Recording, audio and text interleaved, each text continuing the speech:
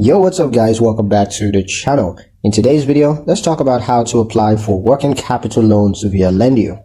Working capital loans helps to cover everyday expenses such as payrolls, rent, or inventories. Here's how you can apply on Lendio.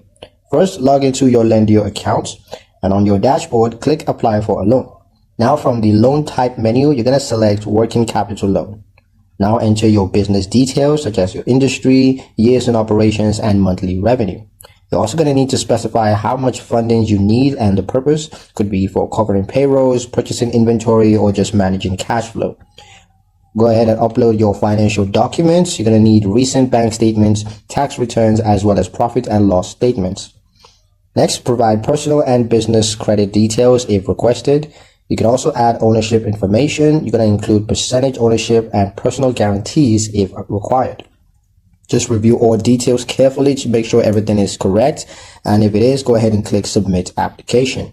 Lendio will then match your business with lenders offering working capital solutions. This type of loan is typically shorter term and designed for quick access to funds that keep your business operations running smoothly.